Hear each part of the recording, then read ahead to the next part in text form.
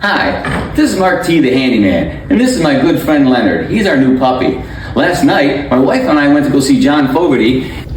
Leonard, as a puppy does, chewed right through my grandson's air purifier in his bedroom. We're going to see if we can't fix that.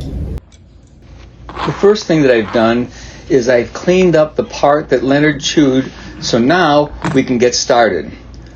We're going to take these two pieces and attach the wires with these wire connectors and then enclose the wires with this heat shrink tube. Now we're going to take these two pieces of wire and strip the covers off. What we need to do is to take these wire cutters and gently cut around the wire without going through and then pull the cover off. Once again, we're actually not going to try to cut the cover completely. We're just going to cut around it with a small cut and then pull the cover off. Now we're going to measure the cover and cut the size that we pulled off and do the exact same thing to the other wire. Remember, we don't want to cut the wires themselves, just the cover, and then we're going to gently pull the wire cover off. Underneath the cover, we have a black and a red wire. Next, we are going to strip the covers off, both the black and the red wire, but being very careful not to cut any of the wire. After we remove the wire covers from the one damaged cord, we're going to do the same thing to the other damaged cord. Take the cord and remove the red and black covering off just like we did the other wire. Don't forget, we do not want to cut any of the wire while stripping the cover off. We basically are putting our wire cutters on the wire cover and very gently cutting the wire covers and stripping them without cutting any of the actual wire. Now we're going to take the actual wire strands and we're going to twist them very tight so we can make a good solid wire connection with the yellow wire connectors. You want to make sure that the wires are nice and tight to get through the wire connectors, remembering that both wires are going to go all the way through the yellow connectors. I'm going to do the same thing to the other wire also. Now we are going to take the heat shrink tube and put it on the wire itself.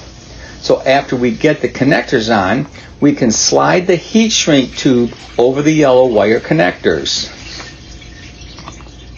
Next, we're going to take the yellow wire connectors and slide the black wires through the connectors, one from the left side and one from the right. We want the wires to go all the way through the yellow connectors, but not through it. Once we've got both wires solidly through the connectors, but not exposed to the outside of the connector, we're going to use the crimping tool and crimp the yellow wire connector on both sides so both wires will be crimped on the left side and the right side, and actually crimped 2 times. Now we will have the wire connection that is nice and tight. Now we do the exact same procedure to the other 2 wires, making sure that the wires are tight by twisting them and cut them to the right size so they go into the yellow connector but not through the connector 100%. Just enough to go through so the wires can both be crimped 2 times.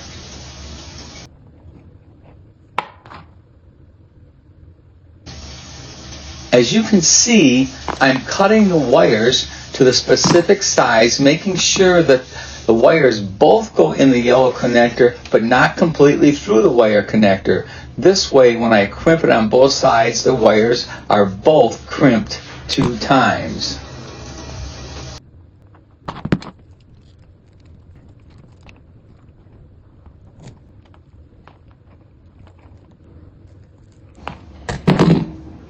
As you can see, I cut the wires so that the connectors do not set up on top of each other, but side by side, So that way I'll be able to slide the heat shrink tube right over the both of them.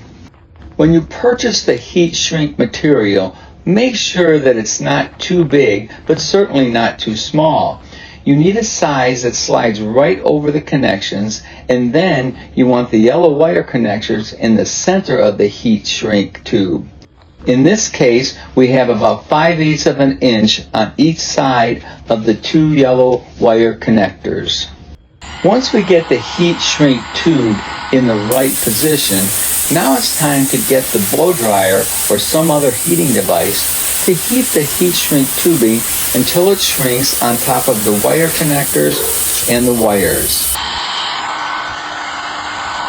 As you can see, the heat shrink tubing has shrunk over the connectors and the wires, thus protecting them not only from coming apart, but also from dirt or moisture from getting in.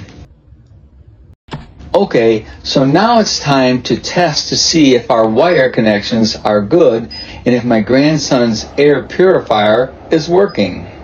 Looks like the air purifier is working and the wires are secure. If you like this video, give me a thumbs up or a like. If you want to see more of my videos, please subscribe to my YouTube channel. Thanks for watching.